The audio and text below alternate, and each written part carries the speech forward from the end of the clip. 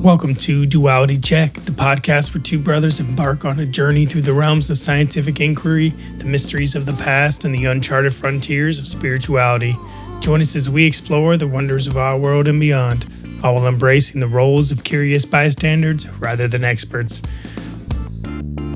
Together we'll unravel the tapestry of existence, blending the dichotomies of knowledge and wonder. Get ready to question, ponder, and delve into the dualities that shape our understanding of reality on Duality Check. I'm Drew. And I'm Dean, and welcome to episode number 103. 103. Sorry for our slowed down release schedule, but it is what it is. Yeah. We'll get back to full release schedule at some point. Yeah. I think we both just need a little bit of breathing room with some stuff going on and just normal day-to-day stuff. Yeah. But also having a little bit of technical issues with the website, so hopefully it's working now. Hopefully it is by the time this episode's out, but I just want to, for any of you who do hear this on the podcast feed, if you're having issues with the podcast feed, try checking us out on YouTube or Rumble, because those are going up without a problem, but for some reason the website's having issues to where Apple isn't scanning the episodes properly for new episode releases. Well, you can it's find not Apple's problem, it's ours. But it's back end stuff, but YouTube or Rumble is where you're going to find the episodes consistently right now. We're hoping everything's good by the time this releases, but if you're joining us from episode 100, thinking where the last two episodes go, or however long this is, 101's been up for a while, but 102 had some issues releasing. Took a little longer. You can also go to our website, dualitycheck.net. It's got everything. Hopefully you can play everything through there, right? Still? You should be able to, but the issue with the podcast refreshing was an issue with the website. Originally, where I was going to the website and it wouldn't load, which is why it wasn't posting the episode. Right, okay. Anyway, that'll be a project to get that all sorted out. But anyway, YouTube and Rumble have reliable releases because it's a manual upload for us, so... Yeah, we should be getting back to a more regular just schedule for recording as well, too. So yeah. Should be much quicker, hopefully. So since we last recorded... there's been a good handful of stuff. Yeah, there's been another drop of the UFO files, which I haven't had a chance to catch up with. Maybe we can do an episode about that coming up. Yeah. Then some Jesse Michael stuff. Yeah, there was a really fun interview. I thought it was a good one with him and Michael Shermer. Did you listen to that? I did, yeah. Yeah, that was it. Yeah. I mean, it's Shermer being the reliable skeptic, but he made some good points. Yeah, but among skeptics, like he's the type of skeptic I prefer because... He's open still, more open than there most. Is at least an opening, right? Yeah. Like even if he isn't convinced, like he'll hear out arguments and he'll actually argue on the merits of an argument, not based on just flat denial, right? True. And asserting that everything is just swamp gas or whatever, right? So, and he does seem like if there is pretty solid proof at some point in the future, like he would be like, okay, right, like it's real. Well, or at least be like, okay, this is real, and be willing to, back up more research. Mm-hmm. One of the points on that podcast that I found super interesting, or that I really Jesse was able to get him to admit that the UFO topic is essentially on par with like dark matter, dark energy. Yeah, like maybe even like string theory or something. Yeah, in the sense that there is a bunch of evidence that there is something. Yeah. But what that something is has not been proven. Been elusive to this point. Right. Yeah. And he was able to get him to actually agree to that, which I thought was cool. It actually took him a couple tries. He tried like once earlier in the show, and then by the end, he got him to be like, okay, yeah, I'll agree to that. Like, yeah, I'll admit that. And it should be researched because of that. Yeah. I think that was Jesse's point in inserting that as much as he could to get that agreement. Well, and the other thing is Michael Shermer is actually open to, like, he thinks it would be cool. And of course, most people do. Yeah. He thinks SETI is doing good work. Like, he's not the type of person that wants to shut down research into things. He just doesn't think we have proof, right? Yeah, he does. He's not quick to give some of these new techniques and new techniques on old data. Yeah, he's not quick to just give them, like that one lady who was looking at a lot of those discs. Yeah, Beatrice Villarreal. Yeah. And he had some. I don't know if he got into it with Jesse, but I know that he's talked about it before. I believe he tried to explain that stuff on the podcast as most likely being cosmic rays. Or cosmic rays, yeah. But Beatrice Villarreal already has research into debunking that argument against it. That rebuttal. Yeah. Yeah. Another thing that came up on that episode that I found super fascinating, I didn't know about, is that there's a UAP advisory board that's been put together. I think I talked to you about that before. Did you? I don't know if we talked about it on the podcast yet. But I remember sending it to you. But Avi Loeb is the one. Avi Loeb is on it, and so is Michael Shermer. Yeah. So I thought we'd watch a bit of this. This is Avi Loeb sort of announcing the details of it. Like introducing it? Yeah. Cool. Let's check this out. If you can go to the browser view, switch it to. There you go.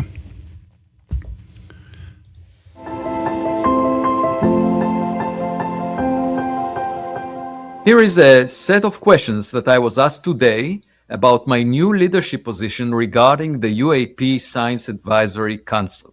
First question. Please describe this new council's ultimate aims and overarching responsibility.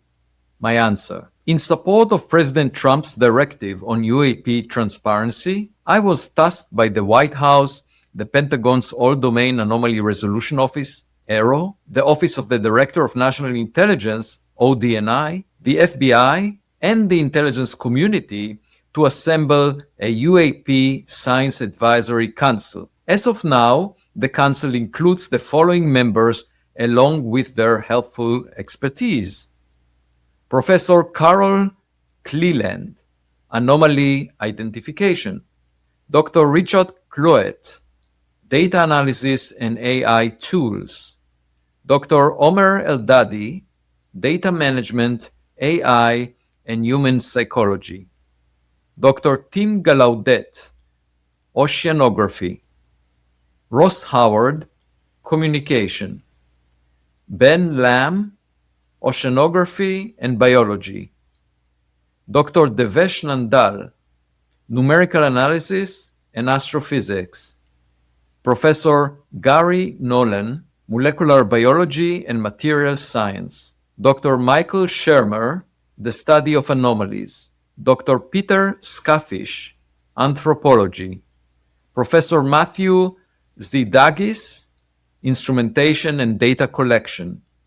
And Dr. Janice Villauer, Quantitative Psychology. This constitutes an amazing A-team with exceptional scientists. The goal of the Council is to advise the US government on how to resolve the nature of unidentified anomalous phenomena, UAPs. So far, there were 3 batches of UAP files released on May 8th, May 22nd, and June 12th, 2026. The latest UAP file release included a new report dated June 5th, 2026, signed by Dr. John Kozlowski, ERO's director. The report mentions that during 2 days in October 2023, law enforcement officials noticed anomalous phenomena, including an orange mother orb launching smaller red orbs. About 40% of the reported phenomena lack a reasonable explanation and remain unresolved. The civil duty of scientists like myself is to serve the US government by interpreting existing data or recommending how to get new data that would resolve the nature of UAPs. This is a detective story that can be resolved with better data. All the data shared with the Council will be unclassified. The Council will report to a higher level UAP governance board that aims to provide guidance, recommendation, and coordination at the interagency level, bringing together military, law enforcement, and intelligence, community, and other civilian agencies. UAP governance board? That's interesting. That's what's going to give them direction on what the council should be looking at, it sounds like. Right. So this council is a bunch of semi or public to semi-public people who are brought on board to assess UAP phenomena and then report to a governance board. That's what it sounds like. That is part of the intelligence community. So and military. I don't know. I'm all of a sudden a little less excited. I know. Well, it's just like an extra body that isn't explained as well in between this and the public. Well, there's going to be a level in between that's going to parse the information before it goes to the president for any kind of like. Yeah. Before it goes to the executive branch, to make any kind of like announcement or whatever. But they're also saying that they're only gaining access to non-classified materials. So the same stuff that they're dropping to the public. They're just going to look at it and be like, okay, this is how we get more data to solve this one. I'm up in the air now about whether or not this is like a step forward or a step sideways or just like a looks type of like just for show, an optics type of thing. Yeah, just for show. Yeah. Hopefully they get access to some cases that actually have any sort of legs. Yeah. I mean, it would be interesting to see what comes of it. Right. If something really cool and interesting comes of it, or at least more eyes on the subject and more because openness. If that, yeah. Sorry. Because if that means they get access to videos like the drops have been, where all the sensor data is unredacted, is redacted, then they're not going to be able to do much analysis either. Yeah, they need the information in the data to be able to determine more information about what we're seeing and how, the zoom, the context that we don't get. Right. The speed of the aircraft that is filming. Mm-hmm. Right. Stuff like that.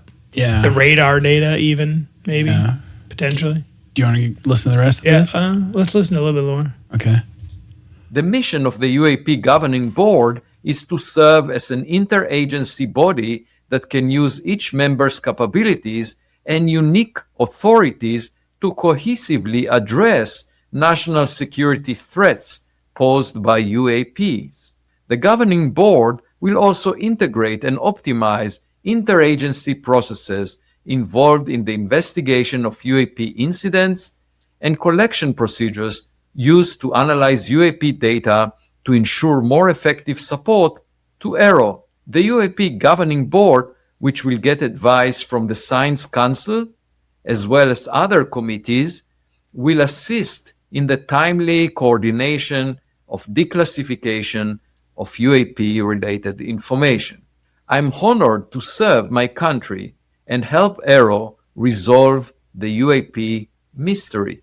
Second question, what work and support will the Council bring to the Defense Department and US military? Please speak to the national security angle here and what the Council will offer in that capacity. And here is my answer. The down-to-earth interpretation of UAPs is that we are dealing with human-made technologies. In this case, the defense system of the US against espionage on strategic assets is being compromised. We know about the Chinese spy balloon that was shut down in 2023. When finding an ant in the kitchen cabinet, we get alarmed because we realize that there must be many more ants hiding elsewhere in the kitchen. If the orbs in Aero's report represent unknown technologies employed by adversarial nations, then they represent a serious breach of national security. Resolving their nature is a high priority for the US government, requiring the development of better sensors and AI algorithms to collect and interpret new data. Question number 3. How did this group of new advisors come together? Answer. The team was selected to fulfill the task of the Council in resolving the mystery of UAPs through the scientific method. Since UAPs are physical objects that interact with humans, the Council includes members with expertise in physical sciences as well as psychology and biology. All members had an intense interest in the scientific study of UAPs for many years. In my case, over the past 5 years, I led the Galileo project at Harvard University in search for extraterrestrial technological artifacts near Earth. By now, our research team operates 3 observatories which collect and analyze data on millions of objects in an attempt to search for outliers outside the performance envelope of human-made technologies. The search is different from traditional SETI, which had been searching for extraterrestrial technological radio signals over the past 66 years.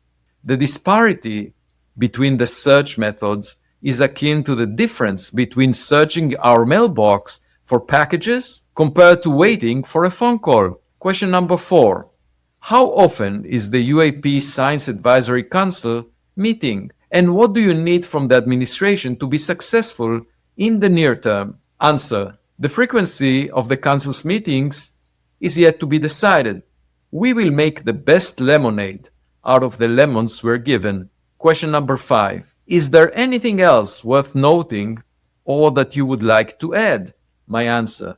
My past leadership positions included service as director of Harvard's Institute for Theory and Computation between 2005 and 2026, founding director of Harvard's Black Hole Initiative between 2016 and 2020, chair of the Harvard Astronomy Department between 2011 and 2020, chair of the Board on Physics and Astronomy of the National Academies between 2018 and 2021, and member of the President's Council of Advisors for Science and Technology Policy at the White House between 2019 and 2020. My leadership style promotes transparency and trust. This is why I was the longest-serving chair for 3 terms of 3 years in the history of Harvard's Astronomy Department. The best is yet to come. Stay tuned for future updates. Join me live on Thursday.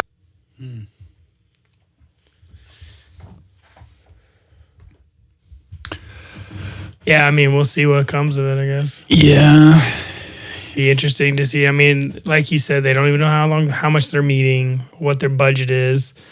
It sounds like this governance board is going to, be the one to go between, and the one it said advising them on how to proceed and giving them, like, they're the ones who are going to be asking for the declassifications. Yeah, they're the interface between them and the rest of the governmental bodies. Yeah. So making the decision on whether to declassify something. So it's just another layer. It's another step. It's all this that's been happening lately, and this board and all this like disclosure and congressional stuff has got me like, I just had this idea while I was watching this, was like, what if all this quote unquote push for quote unquote disclosure is not public disclosure?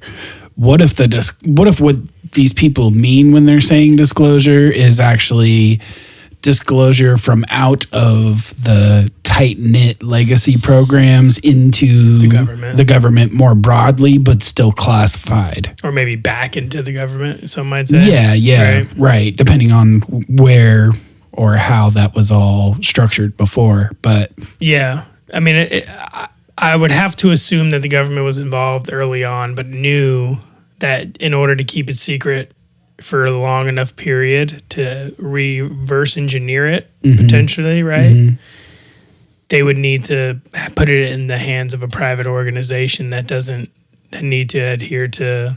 Yeah, but what I'm saying is like whatever was the quote unquote legacy program, the thing doing the crash retrievals, the thing doing the reverse engineering, the thing pushing all the lies and whatnot out there and trying to cover its tracks, like whatever has been going on, whether that's some hybrid or one or both of government and private back into the 40s, whatever that is, it seems like what's happening now is just they're getting to a point where they're disclosing to the government to open up the focus on these topics, maybe not to the public, but to more agencies within the government so that it can be worked on more broadly or something. Right. Or at least the awareness is being brought up so that, because maybe they think there's some need for that. Yeah. Well, maybe I mean, maybe they're getting ready to start using the technology. Yeah. And they need to like prime people for the fact that these things might be coming out at some point in the near future. Or if, like, I forget who it was that said that. Or other governments are becoming. Yeah. Getting close to reverse engineering. Or there was someone, I forget who it was exactly, but it was someone like in a position to take notice of this statement who said something like, what said the analogy in fiction that is closer to the truth is something like the 3-body problem. Which has me thinking like, oh, okay, so wasn't that a senator or a congressman? Yeah, I forget who it was exactly. We'd have to look it up, but there's a lot of ways to take that because there's a lot of details in the 3-body problem. But the overarching story of it is that there is someone put out communication from Earth and made it known that we were here, and that basically over the process of the plot of the book, there is an alien extraterrestrial presence coming to Earth, and they're doing things messing with the humans on Earth in preparation for their ultimate arrival. That they were able to send certain things ahead quick, but they were basically abandoning their star system in order to move to Earth, and this big like generation ship that was doing the traveling was going to couldn't travel at that same speed, basically. Yeah, they were able to send small probes basically forward to like do their reconnaissance. Right. And the other part thing of it was to find out if they could trust humans or to what level they could trust humans when they got here. Well, they had another one of the plot points of the book is that there was like certain groups of humans who were working with them on their side, trying to basically prepare Earth for their arrival. And then there were those who were alarmed by it and trying to prepare defensively. Right. Anyway.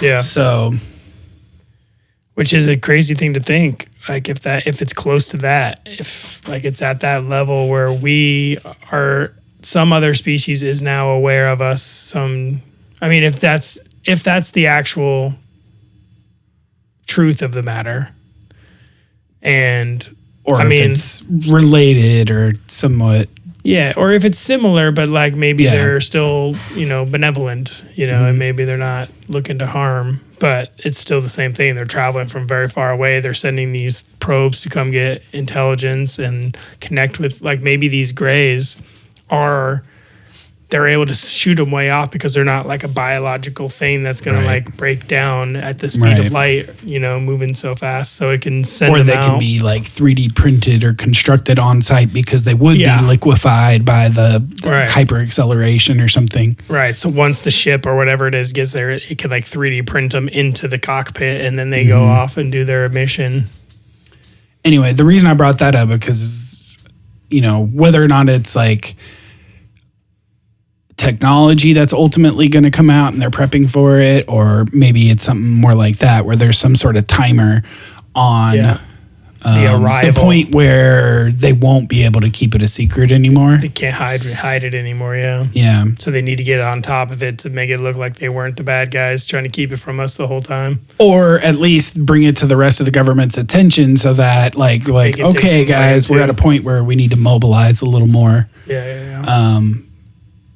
Anyway, it's fascinating. Another thing I find like that's a little bit related to this, I've been diving deep. There was a episode of Jesse Michaels recently since our last podcast as well, where he interviewed Jason Somoza. Have you listened to that one yet? I've started it. Yeah. So I started digging into his channel, and he covers a lot of different things. He's dove deep into the work of Jacques Vallée. He's dove deep into this whole like series of events with what's his name, Blink-182 guy. Oh, I lost it too. Yeah, I can't. You know who we're talking about. Yeah. So I was gonna say Jeremy Corbell, but then I was like, no. God, why can't I think of it? That's going to bother me. And it'll come to me later. Yeah. Anyway, so he covers these topics, and he covers like what him and his advisors were basically saying. And one of the themes of his videos is that they're basically since about the mid-90s to the mid-2000s, I think it was maybe the mid-2000s to like 2015 or so, the language started shifting a little, where certain people started saying things like, we're not actually looking at disclosure. What we're looking at is confirmation. What's coming out now? Or what? Just saying that that's what's coming. That they're shifting their focus from disclosure to shifting their focus towards confirmation. To getting confirmation. Well, no, like giving confirmation. So maybe instead of disclosing to the public that all of this information and maybe causing some sort of mass panic, maybe the first step is to just sort of just confirm that these things are real. Right. That they're anomalous. Yeah. Or that they know it. So that that once the confirmation is out there and you could say, hey, there actually are these things that are UFOs. They're not human made. And if you kind of leave it at that, you can allow people to process that before all the rest of the details. There's going to be a lot of questions though. Sure. But I found that a little bit illuminating because that does seem to be a little closer to what has been happening. Mm-hmm. There's a bunch of stuff coming out that's just enough to maybe make you think that it increases the likelihood that you think this, whatever is happening is actually real in the first place, right? Yeah. And that's why we get stuff like in our last episode, Neil deGrasse Tyson now shifting his stance. And people like Michael Shermer even being willing to entertain this topic as much as possible as he is to the point of being involved in this board. Right? Sure. So the next step would be confirmation that it's real, but not necessarily confirming that we know exactly what it Well, is. not giving full disclosure as to how many crafts have crashed, what is the technology, who are the races, what does this mean for human history and Right. religion, right? Not giving the answers, letting people sit with it, and then being like, okay, let's yeah, have a like if you talk start about with it. just the confirmation of the fact that it's real and it exists without giving more detail, because once you start going into detail, it really opens the floodgates. What about all these experiencers who've had these abductions? What about these like weird alien hybrid programs? What about all these implications from historical times and mythology about the gods and the angels and demons? And does this mean that all this stuff is true and it was just the best language? All these, like, so what does this mean for spirituality? Like, there's a lot of ways that a full disclosure can cause a sort of mass panic as far as their Definitely a storm of questions, right. and the answers will probably be subpar. So confirmation is a step towards that, if disclosure would even happen. Yeah, I But mean, you you'd can have to imagine- confirm that it's not human, though, either, right? Like, that's you'd have to confirm Right. that these unidentified aerial phenomena are not another country with higher technology than we have. Right. It's something from outer space. Even if, like, a lot Well, of the technology we do Outer see space or are not, but not human. right, whether they are reverse engineered, because if that, and like, how far back does it really go? What there's a lot to confirm. Like, if it's real, how long has this been going? We know at least until the 40s, right? And we have suspicions of earlier, but how far Magenta do is they probably know? as How- far back as like modern records go. Right, but there's a lot of speculation on stuff earlier, and how much do Totally. they actually know, or are sure how old or how long they've been visiting us. Excuse me. Yeah. Yeah, I mean, would be that would probably be a best way of going about it, as far as like not to like immediately get panic, is to just leave it at that. This is real. It's not Yeah. human. I mean, if People are gonna freak if out you either could way. imagine that there is total confirmation that these things are at least real, Yeah. right? Like, there are craft, they are not human. We don't know what's piloting them.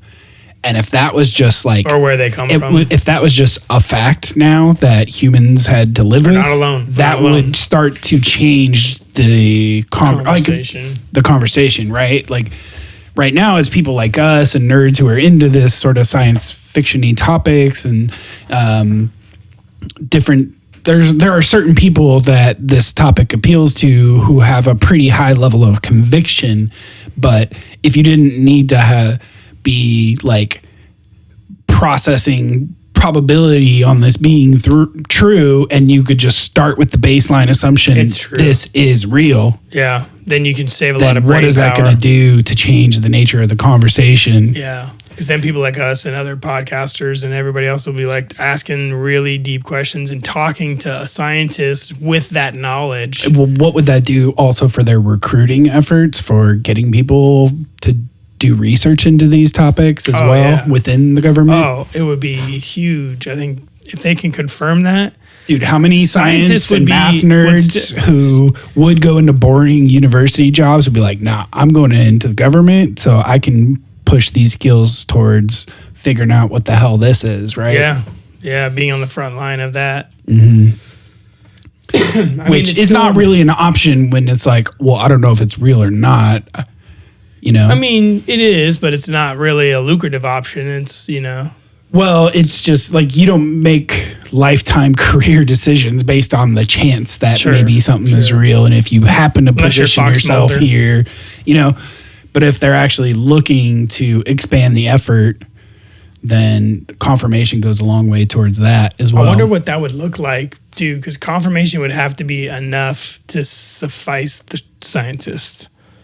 Right. Well, So confirmation would have to be showing that the materials used could not be human made. right. So then with that kind of confirmation, you could then get the scientists on board I just think as much as the general public. confirmation could be as simple as like a handful of sighting incidents that have multiple sensors and selectively declassifying the sensor data so that you can actually release to the public a multi-sensor detection along with testimony from those who experienced it, right? So imagine like the Nimitz case with Fravor, where they talk about that there was radar data and there was, you know, multiple sensors, multiple pilots, right?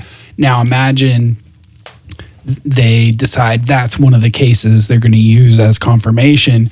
So all of a sudden now they can take those Tic Tac videos, they can release the videos from the other jets, they can give permission to the pilots and all the crew on board to talk about the stories. They could release radar data, still selectively censoring it just based on anything for national security, but at least showing the data that shows the anomalous acceleration that's outside of human capabilities if what Fravor says is correct, right? Yeah, like showing satellite the data where it pops up at their cap point, you know? Right. Like whatever was there stopped being there and was now here. Right. Split second later or whatever. So if they gave permission to all the sailors, the commanders, the pilots, and the multiple sensor data, and they did it on like at least just a couple cases, you know? That would probably do it. That would be enough to confirm without necessarily giving too much nitty-gritty detail. At least enough to get the scientists on board and then start really collecting data and then showing more and more of that data. And if you do that along with saying we have a lot more like this that we're not ready to release or whatever, but we are. Well, then that makes me more excited about this again. Yeah. We'll see. I mean, this could be a step towards that. It's just certainly possible. Right. But we'll see. It sounds like maybe these guys are almost like administrations change, you know, government changes. It sounds like these guys are almost more like an advisory body, not necessarily on the phenomena itself, but on like almost as like representatives of the civilian scientific community / public, where they can feed certain stuff to these people, and because it's all unclassified, allow them to then pass that into the public. Sure. Right? Sure. Yeah. I mean, if 2 years from now, Michael Shermer comes out and says, hey guys, well, turns out UFOs are real. We still don't know what they are, but we do know it's not human. If that comes from Michael Shermer, that'd be huge. It would be, right? That'd be huge. Yeah, for sure. Well, cool. Anyway, yeah. So sort of related to this is a thing we've been teasing for a long time, which been looking forward to getting into, which is the Book of Enoch. Yeah, so we're gonna start reading the Book of Enoch and talk about it and see where it leads. I mean, we've got enough secondhand recommendations from the internet and just from like Graham Hancock and all the other. Anna Paulina Luna. She recommended it as being part of some of the belief structure behind her. Well, she recommended people to read that to learn more about history, how to think about this stuff. Do you want to take a quick break and then we'll come back and start reading it? Yeah, we can do that, and maybe you can tell me what you think too, where we jump in. So we can start with the about, which kind of gives a good background on the Book of Enoch and when it was discovered and translated and all that, and that's going to be about like 5 or 10 pages before going into the book itself. Okay. All right, we'll think about that on the break, but when we get back, we'll definitely get into the Book of Enoch. Sweet. We'll see you guys in a little bit. All right.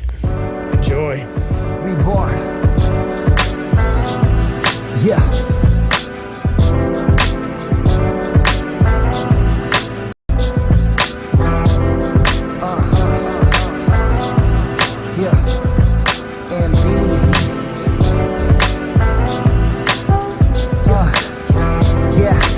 9:15. Sun shining through the blind signs of a good day. Remind me of the good times when everything was okay. Laying in the sunlight, pumping bikes, homies on the pegs, living a young life. One time we almost got locked up for doing some dumb shit. Tagging trains on a subway, just a bunch of young kids with my boy Jose. Back in the days, we were just kids. On a Sunday, now I'm cooler than a Sunday. Chopping us some Sade, cooking us some fried eggs. No days off shit, you can call it Wale.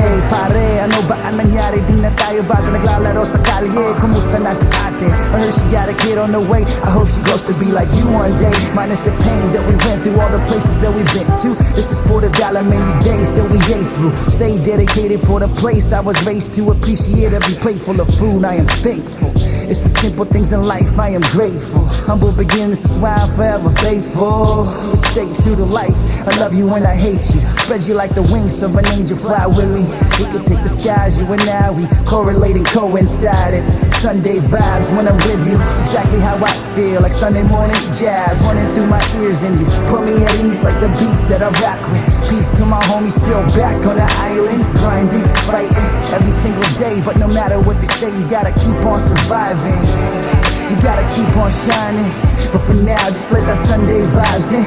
Live and direct for my homies that I build with. Back to the wall like I'm back on the building. Ride for the cause just cause you feel different. They hate on my sound cause I'm young, brown and gifted. Plus I'm an immigrant, reborn as king again. Better than I've ever been before and it's evident. I represent for the first class of the unheard. Spit fire every breath till my lungs burn. Yeah. And it feels so good just to let it all out. From my soul to the ground up, never coming down. Yeah. It feels so good just to let it all out. From my soul, from the ground up, never coming down. Yeah. Reborn.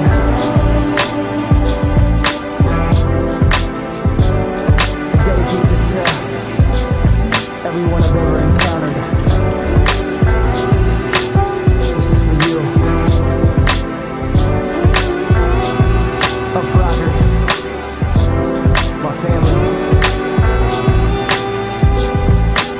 For the first class of the unheard. In my city, Sacramento. Up rock audio. I go by the name of am born, representing that soul food. Yeah. This is Reborn.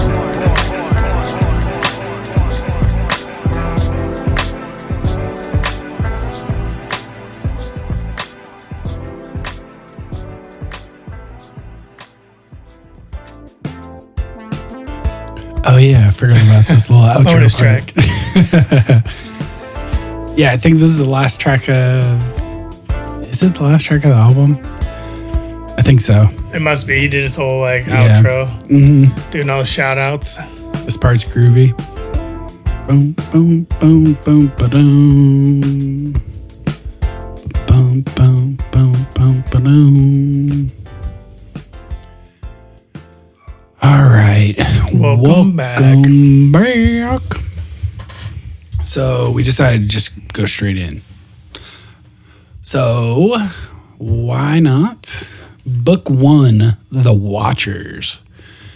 This thing's 193 pages, by the way. The All whole right. thing, or just this chapter? No, the whole thing. Well, I mean, book 1 is page 12, so 190 pages, basically. All right. You want to start? You want to popcorn read? How do you want to do this? I'll start off. Okay. Chapter 1, the words of the blessing of Enoch. Oh, shit. My bad. Here we go. The words of the blessing of Enoch, wherewith he blessed the elect and righteous, who will be living in the days of tribulation, when all the wicked and godless are to be removed. 2. And Enoch, a righteous man, whose eyes were opened by God, took up his parable and said, I saw the vision of the Holy One in the heavens, which the angels showed me, and from them I heard everything. And from them I understood as I saw, but not for this generation, but for a remote one, which is for to come. That's interesting already. Yeah. So He's not doing this for his generation. yeah, he's doing it getting for a the bunch of future. information to put out there for some later generation. Is that us? That's interesting. Also, this a righteous man whose eyes were opened by God. Yeah. That's interesting right there. Yeah. Is that like a third eye opening? Is that like, Spiritual experience. yeah. For sure. 3, concerning the elect, I said and took up my parable concerning them. The holy great one will come forth from his dwelling. 4, and the eternal God will tread upon the earth, even on the Mount Sinai, and will appear in the strength of his might from the heaven of heavens. Ooh, the heaven of heavens, the layers. Yeah, right. And all 5, and all shall be smitten with fear, and the watchers shall quake, and great fear and trembling shall seize them unto the ends of the earth. 6, The watchers. and the high mountains shall be shaken, and the high hills shall be made low, and shall melt like wax before the flame. 7, and the earth shall be wholly rent in sunder, and all that is upon the earth shall perish, and there shall be a judgment upon all. So this is very Yeah. apocalyptic. 8, but with the righteous he will make peace, and will protect the elect, and mercy shall be upon them, and they shall all belong to God, and they shall be prospered, and they shall all be blessed, and he will help them all, and light shall appear unto them, and he may make peace with them, or he will make peace with them. 9, and behold, he cometh with 10,000 of his holy ones to execute judgment upon all, and to destroy the ungodly, and to All the ungodly. destroy all the ungodly, and to convict all flesh of all of their works of their ungodliness, which they have ungodly committed. Ungodly committed. and of all of the hard things which ungodly sinners have spoken against him. Chapter 2, the creation. Verse 1, observe ye, and everything that takes place in the heaven, how they do not change in their orbits, and the luminaries which are in the heaven, how they all rise and set in order, each in its season, and transgress not against their appointed order. So, like, take a look at all the stars and the clockwork of the heavens, basically. Don't mess with it. Behold ye the earth, and give heed to the things which shall take place upon it, from first to last. How steadfast are they? How none of the things upon earth change, but all the works of God appear to you. Behold the summer and the winter, how the whole earth is filled with water, and clouds and dew and rain lie upon it. Observe and see how in the winter all the trees seem as though they had withered and shed all their leaves, except 14 trees which do not lose their foliage, but retain the old foliage from 2 to 3 years till the new comes. And again, observe ye the days of summer, how the sun is above the earth over against it, and you seek shade and shelter by reason of the heat of the sun. And the earth also burns with growing heat. And so you cannot tread upon the earth or on a rock by reason of its heat. Observe ye how the trees cover themselves with green leaves and bear fruit. Wherefore give ye heed and know with regard to all his works, and recognize how he that liveth forever hath made them so. And all his works go on thus from year to year forever, and all the tasks which they accomplish for him, and their tasks change not, but according as God hath ordained, so it is done. And behold, how the sea and the rivers in like manner accomplish and change not their tasks from his commandments. But ye have not been steadfast, nor done the commandments of the Lord, but ye have turned away and spoken proud and hard words with your impure mouths against his greatness. O ye hard-hearted, ye shall find no peace. Therefore shall ye execrate. Therefore shall ye execrate your days, and the years of your life shall perish, and the years of your destruction shall be multiplied in eternal abomination, and ye shall find no mercy. In those days ye shall make your names an eternal abomination unto all the righteous, and by you shall all who curse. All the sinners and godless shall imprecate you, and for you, the godless, there shall be a curse. And all the righteous shall rejoice, and there shall be forgiveness of sins, and every mercy and peace and forbearance. There shall be salvation unto them, a goodly light. And for all of you sinners, there shall be no salvation, but on you all shall abide the curse of the beast. But for the elect there shall be light and joy and peace, and they shall inherit the earth. And then there shall be bestowed upon the elect wisdom, and they shall all live and never again sin, either through ungodliness or through pride. But they who are wise shall be humble, and they shall not again transgress, nor shall they sin all the days of their life, nor shall they die of anger or wrath, but they shall complete the number of the days of their lives. And their lives shall be increased in peace, and the years of their joy shall be multiplied in eternal gladness and peace all the days of their life.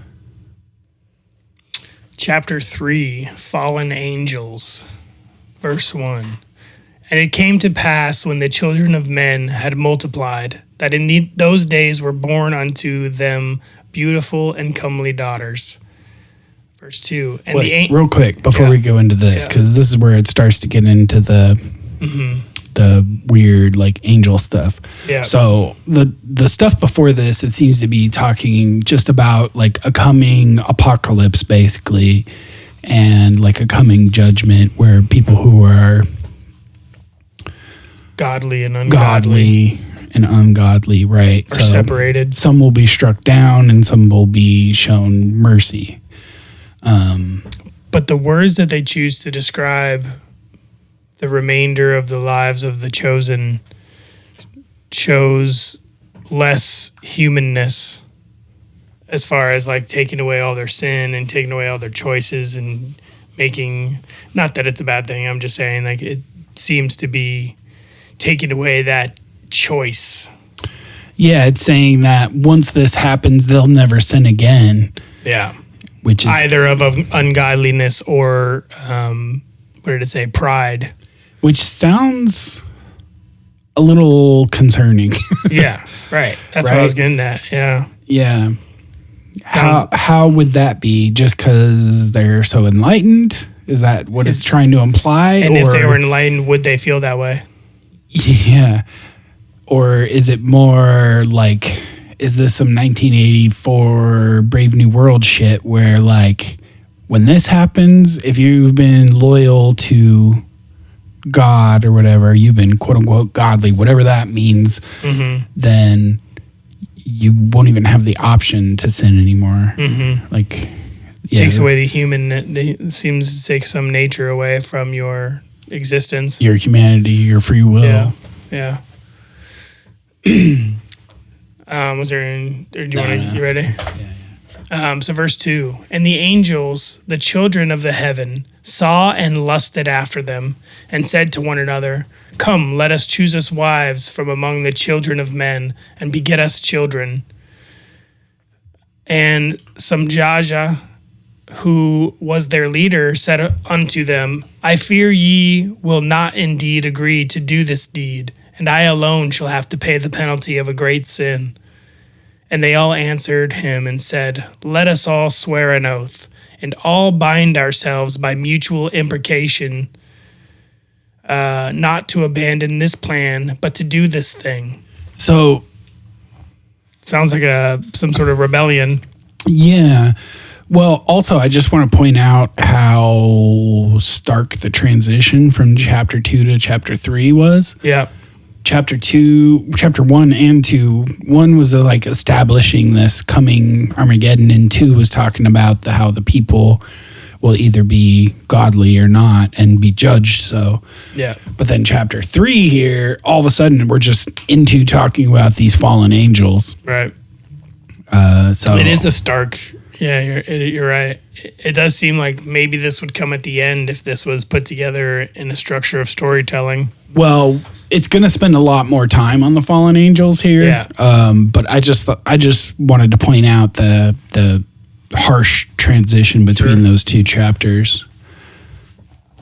And this Semjaza, it's not a name I'd heard before this book. I wonder if it's elsewhere in the Bible. But or if it's like, some sort of what's the word? Interpretation. Yeah, because there's only a few verses in the Bible that do service to this story, what it's about to go into, about all the angels and they're taking wives of the women, of men, and this is gonna expand on that greatly. Right.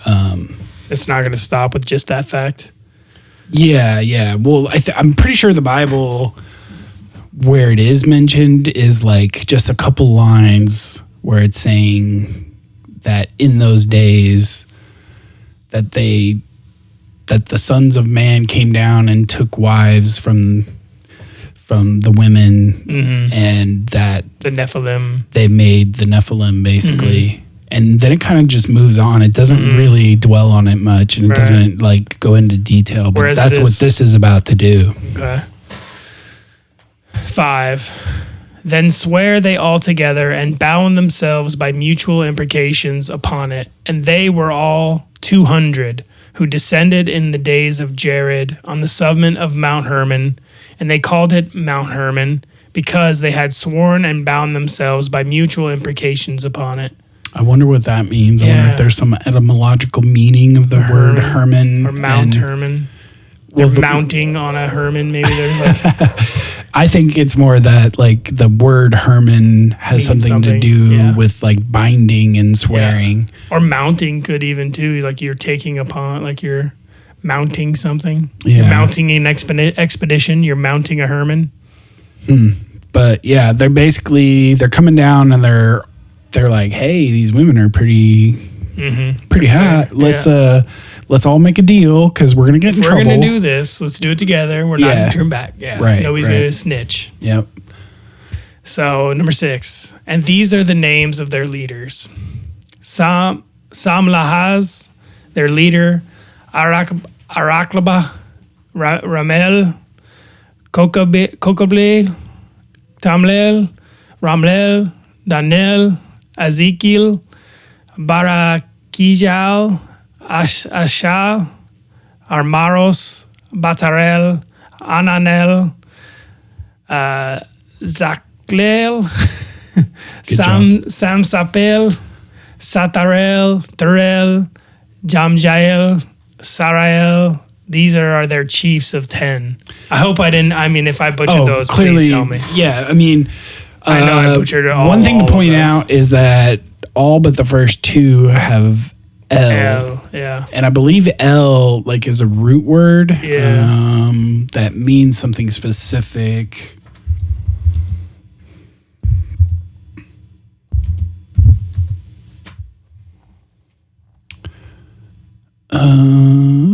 Deity. Named of deity, Yeah. refers to a ambiguous. god rather than Yeah. a named deity, El. So El is like who they serve, maybe. Yeah. Well, it basically puts these etymologically as quote unquote gods. Yeah. And all the others together with them took unto themselves wives, and each chose for himself one. And they began to go in unto them and to defile themselves with them. Let's scroll down there. And they taught them charms and enchantments and the cutting of roots, and made them acquainted with plants.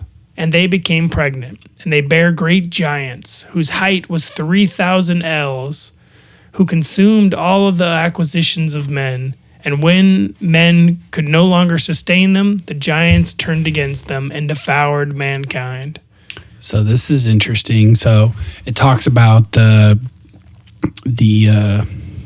God, I just said the word, Quote unquote Nephilim. the Nephilim Yeah. in the Bible, but in here it's talking about that they're 3,000 L's. I don't know what that unit of an L is.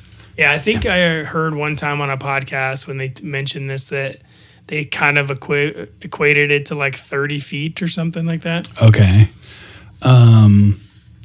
But that basically they were so large and men were feeding them and Yeah.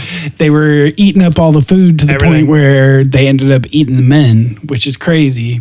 They couldn't sustain them. I also found this interesting in that they taught them charms and enchantments and the cutting of roots and made them acquainted with plants. So this is like the beginning of Agriculture. like herbology or depending on how Sure. esoteric this Alchemy. goes, maybe alchemy, maybe witchcraft, maybe, you know. So this is like the women getting that knowledge first from their like new mates. Yeah, mates, yeah. And they began to sin against birds and beasts and reptiles and fish, and to devour one another's flesh and drink the blood. Then the earth laid accusation against the lawless ones. And Azazel taught men to make swords and knives and shields and breastplates, and made known to them the metals of the earth and the art of the work of working them, and bracelets and ornaments, and the use of antimony, and the beautifying of the eyelids, and all kinds of costly stones, and all coloring tinctures. 12. And these arose much godlessness. And there arose much godlessness, and they committed fornication, and they were led astray and became corrupt in all their ways. Samjaja taught enchantments and root cuttings, Amaros the resolving of enchantments, and Barakijal taught astrology, Kokabel the constellations, Ezekiel the knowledge of the clouds, Arakel the signs of the earth, Samshiel the signs of the sun, and Sarael the course of the moon. And as men perished, they cried, and their cry went up to heaven. So this is really fascinating. So a couple things that this brings to mind for me is the myth of Prometheus giving the fire of the gods to man, Yeah. which is probably a symbol for just knowledge or technology. And what I find interesting about this is the examples of, because they say there arose much godlessness and they committed fornication, which, They were led astray and became corrupt in all their ways. but then it starts giving examples, and those examples are basically that these beings came down and started teaching sciences Yeah. to men. Yeah. It was knowledge transfer. Yeah, which then And it this was goes after right the back giants. to saying, This and is after the giants were there. right. Anyway, I find that interesting that it's sort of equating the sciences with the sin. Yeah. It's saying that maybe the the furthering of knowledge is a sign of sin in man, or sin is an example of godlessness, right? Well, if you think about like Adam and Eve too, right? Like the first knowledge was the first sin. Right. Like the first gaining of knowledge was also the very first sin. Right. You know? Anyway, I find, this is interesting to me, and it just sort of makes me question, like, so what was the state of man before this? Do they have no knowledge of the sciences? Were they kept specifically in the dark of knowledge of the sciences? Is what it means to be godly, according to this text, to be ignorant of these things? Right. Yeah. I mean, possibly, right? I mean, that's kind of what the Bible taught. And I mean, at least what the Adam and Eve story taught is that you soil yourself with the forbidden knowledge. Well, the knowledge of the tree of, what is it? The tree of forbidden knowledge of good and evil. Oh, yeah. Yeah. I mean, you ate the fruit of the tree of the knowledge of good and evil. Something like that, yeah. Which, what? Like, to have your own moral judgment? Right. In that case? Yeah, it makes you question things a little bit as far as the reason behind those rules. Yeah. Right? Yeah. At least as laid down by the storytellers of history that reworked the Bible. Right. So what we have so far in this story is these angels coming down and taking wives of the human women, teaching knowledge, and that being labeled by the point of view of the narrator of this as godlessness and fornication. Which is to be punished. Now, obviously, so the most clear example is when they're talking about the giants and how they basically consumed everything and started consuming mankind and consuming all the animals and consuming each other. Like, that sounds like a problem. But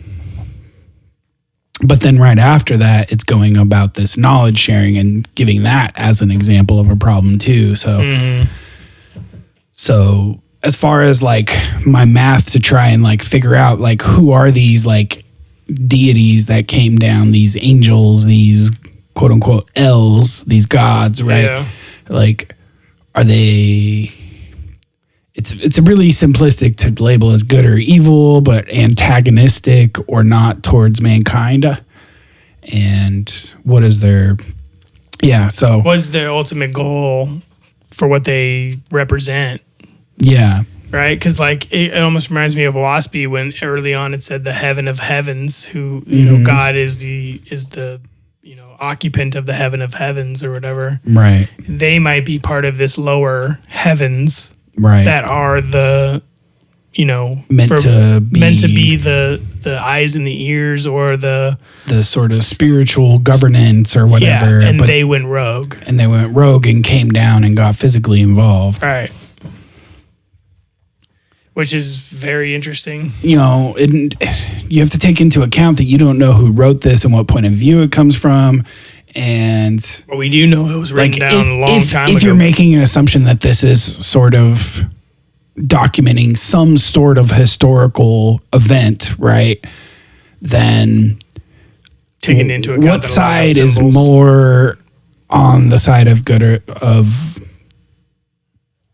mankind? What side? Yeah, ultimately has the best, you know, who is actually looking out for mankind, right? As far as you know, the spectrum of good and evil. Well, right? And in what ways, right? Because there's like short-sighted ways to look out for someone, right? Like, you know, like if you get a teenager and his friend's like, "Yo, I'm gonna hook you up," and he just hooks him up with a bunch of drugs, right? Like, yeah, the person's hooking you up, but that's not helping you, right? Yeah.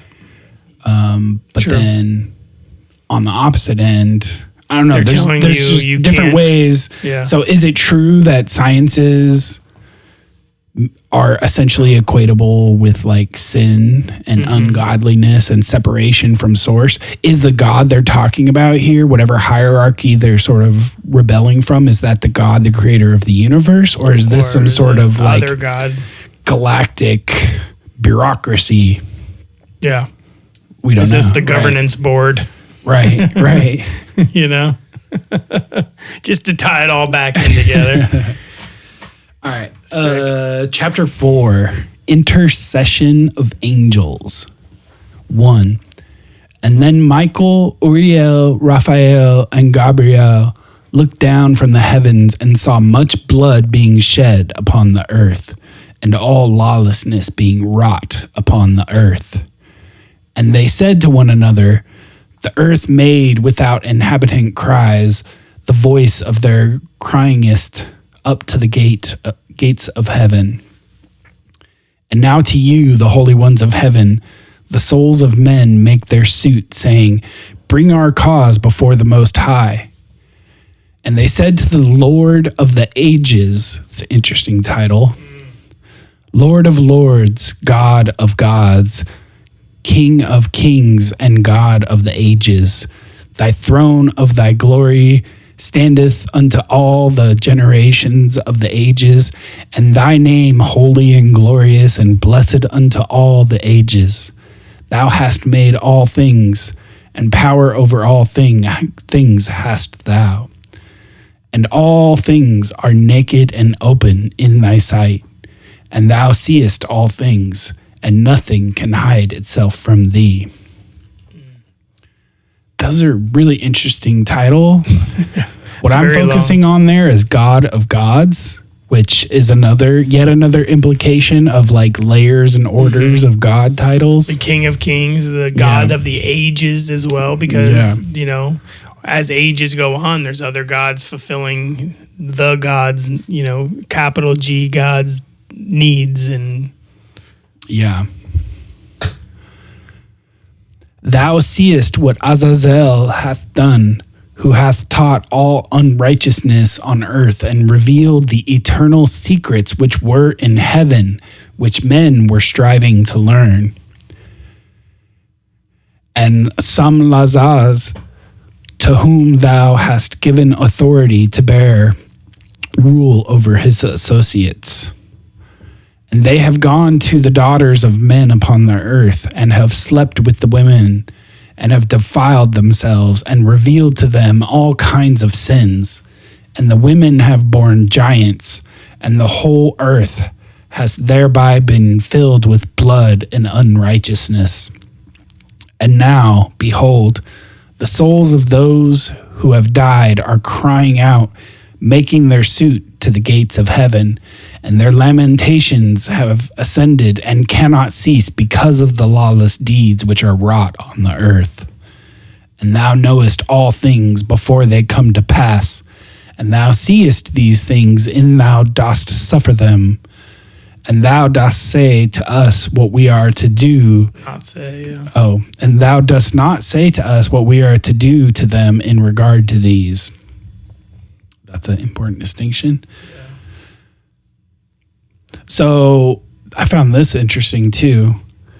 Behold, the souls of those who have died are crying out, making their suit to the gates of heaven. Yeah. So it's saying, it sounds like people dying and being like, yo, this is super unfair. Like they get the whole like flashback.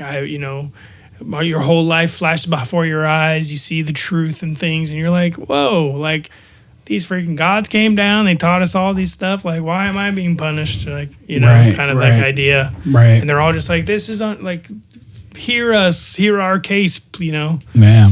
And they're maybe in purgatory, or maybe they get into some sort of holding cell before they get to the border.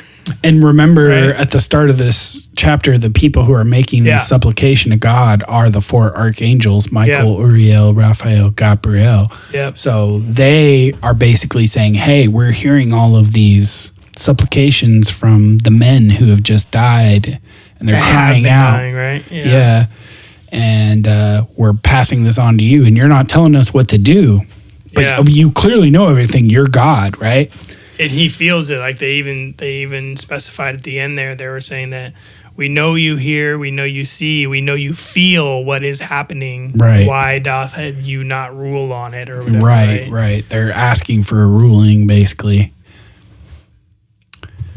Then said the Most High, the Holy and the Great One spake, and sent Uriel to the son of Lamech, and said to him, Go to Noah, and tell him in my name, hide thyself, and reveal to him the end that is approaching, that the whole earth will be destroyed, and a deluge is about to come upon the whole earth, and will destroy all that is on it.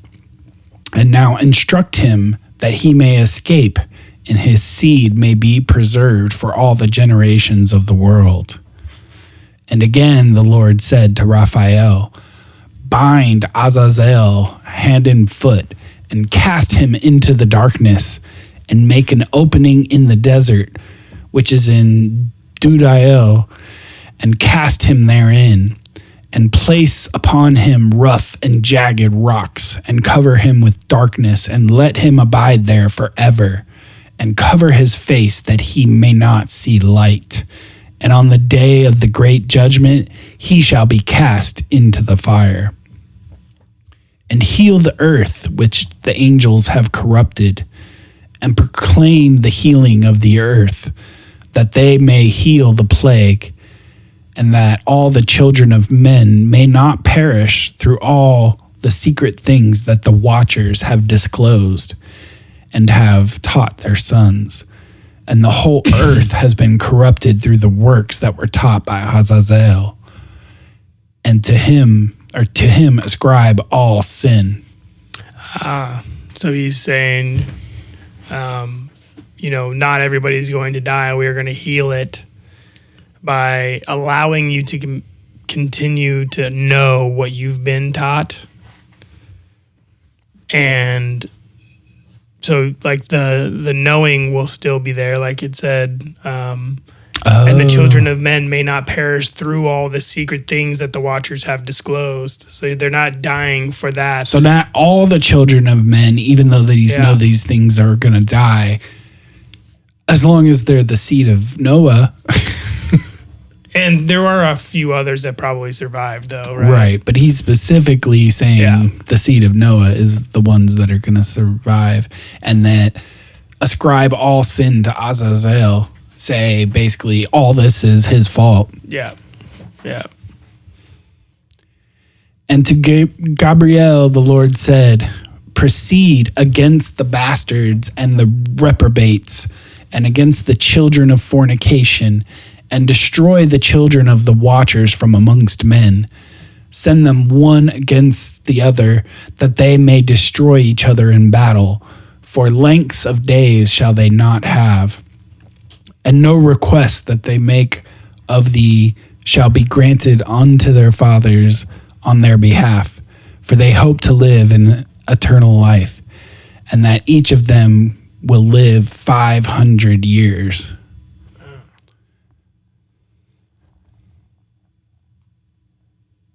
Interesting.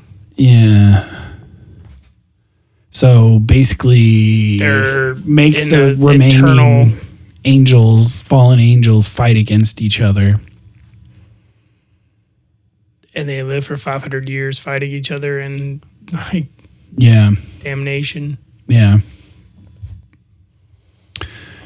And the Lord said unto Michael, Go bind Samlazaz and his associates who have united themselves with women so as to have defiled themselves with them in all their uncleanliness. And when their sons have slain one another, and they have seen the destruction of their beloved ones, bind them fast for 70 generations in the valleys of the earth, till the day of their judgment and of their consummation, till the judgment that is forever and ever is consummated. In those days they shall be led off to the abyss of fire, and to the torment and the prison in which they shall be confined forever. So it's saying that the rest of the angels, so it's saying basically like the leader of them The one who is going to be bound down under there with no light, with sharp rocks, and he's going to be confined. But he's saying the rest of them will actually be confined on earth until the judgment, and then they'll be cast into the fire. So basically that we're left on earth. Yeah. And maybe they were the ones who were eventually told to make sure that things were stable, as they were the ones who were meant to come back and to maintain, to like help the humans restart their civilizations. Maybe, yeah. Let's finish out this chapter, and then we'll call it for the day. Okay. And whosoever shall be condemned and destroyed will from thenceforth be bound together with them, and to the end of all generations, and destroy all the spirits of the reprobate and the children of the watchers, because they have wronged mankind. Destroy all wrong from the face of the earth, and let every evil work come to an end, and let the plant of righteousness and truth appear. And it shall prove a blessing. The works of righteousness and truth shall be planted in truth and joy forevermore. And then shall all the righteous escape, and shall live till they beget thousands of children, and all the days of their youth and their old age shall complete in peace. And then shall the whole earth be tilled in righteousness, and shall all be planted with the trees, and be full of blessing. And all desirable trees shall be planted on it, and they shall plant vines on it, and the vine which shall plant thereon shall yield wine in abundance. And as for all the seed which is sown thereon, each measure shall bear 1,000, and each measure of olive shall yield 10 presses of oil. And cleanse thou the earth from all oppression, and from all unrighteousness, and from all sin, and from all godlessness, and all the uncleanness. I missed the A. And all uncleanness that is wrought upon the earth, destroy from off the earth. And all the children of men shall become righteous, and all nations shall offer adorations, and shall praise me, and shall worship me. And the earth shall be cleansed from all defilement, and from all sin, and from all punishment, and from all torment. And I will never again send upon it from generation to generation and forever. Yeah, I wonder what that means. I'll never send upon it. Never again send upon it. I think it's saying that this flood, this deluge, that they're just not going to do it again, basically. Yeah. That I'm wiping this all for good, and after that, everything's going to be okay, and I won't destroy it again. Unless. Right. And in those days, I will open the store chambers of blessing which are in heaven, so as to send them down upon the earth over the work and labor of the children of men. And truth and peace shall be associated together throughout all the days of the world, and throughout all generations of men. Before these things, Enoch was hidden, and no one of the children of men knew where he was hidden, and where he abode, and what had become of him. And his activities had to do with the watchers, and his days were with the holy ones.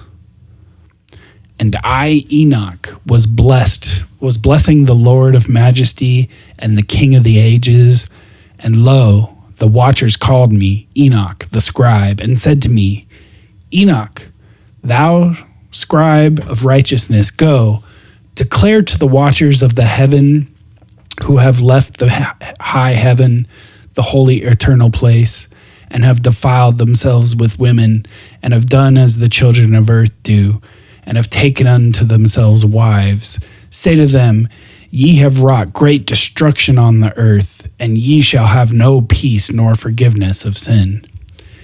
And inasmuch as they delight themselves in their children, the murder of their beloved ones shall they see, and over the destruction of their children shall they lament, and shall make supplication unto eternity, but mercy and peace shall ye not attain. And Enoch went and said, Azazel, thou shalt have no peace. A severe sentence has gone forth against thee to put thee in bonds, and thou shalt not have toleration nor request granted to thee, because of the unrighteousness which thou hast taught, and because of all the works of godlessness and unrighteousness and sin which thou hast shown to men. Then I went and spoke to them all together, and they were all afraid, and fear and trembling seized them.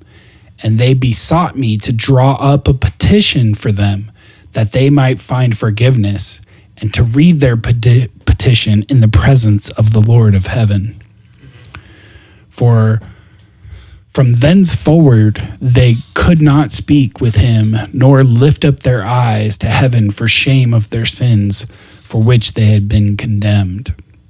Then I wrote out their petition and the prayer in regard to their spirits and their deeds individually, and in regard to their requests that should have forgiveness and length, or that they should have forgiveness and length. And I went off and sat down at the waters of Dan, in the land of Dan, to the south of the west of Hermon. I read their petition till I fell asleep. And behold, a dream came to me, and visions fell down upon me. And I saw visions of chastisement, and a voice came bidding me to tell it to the sons of heaven, and reprimand them. And when I awakened, I came unto them, and they were all sitting gathered together, weeping. Abijah jail, which is between Lebanon and Sennassar, with their faces covered. And I recounted before them all the visions which I had seen in sleep. And I began to speak the words of righteousness, and to reprimand the heavenly watchers. So, Damn. Punishment. Enoch is this human, this person that has the ability to communicate with the heavens. Yeah, seems like He's a quote-unquote, scribe. like a scribe, prophet type Yeah. of character. So he is told by the angels to go to the watchers, the fallen angels, and tell them that they've basically been condemned. Yep. To give What them they've been the message condemned to. from God. And they, in turn, give petitions to Enoch to bring back on their behalf. Yeah, and he has, Because they're too afraid well, they to can't. face justice on their own. You know, in the words It says that they can't said, look up. Yeah, what does it say? it said that they are no longer, says they could not speak with him, nor lift their eyes upon to heaven for shame of their sins, Yeah. for which they had been condemned. Yeah. It says for them, or for from thenceforward they could not speak. So I wonder if it I can't tell from that if it's there, If they're unable to. if they're unable to, or if they just feel like they can't. I feel like it's more like They're a ashamed. kid and they gets don't in want- trouble for Sure. And he gets his older with brother his to- dad, and yeah. he gets the brother to beg on his behalf to the father, right? That's kind of what it sounds like to me. But I could see it both ways, though. I could see Right. also like God shunning them from His ear, like having a direct access to contact Him, you know, right. because of how, you know, ashamed He is of Sure, them, too, sure. you know, like a father, you know, shunning his sons. Being Yeah. like, nope, you're no longer able to speak to me. so this is sort of the setup, and we'll go from here in the next episode. But Yeah, that's a good from way to start it here, off. I know we're going to get into a point where Enoch gets taken up into the heaven and is like given like a tour of the universe, which sounds a lot like some of the stuff out of Owaspy and whatnot. But it's gonna be fascinating. Totally. Anyway, Appreciate thank you guys y'all. for joining us today. Thanks for being patient with us as our schedule is changing, and we're going to get things locked in a little bit better around here, and then we'll get you guys some more episodes very shortly. And yeah, so right now, YouTube, Rumble, go hit us up on there. Like, comment, subscribe. Our website is hopefully now sending the feed to all of the podcast platforms. So if you're still having issues, please message us. But go to YouTube, go to Rumble, go to our website directly. You might be able to get access to the episode a little bit earlier. Like, comment, subscribe, share with a friend. Those things really help in getting the podcast in front of new eyes, new ears.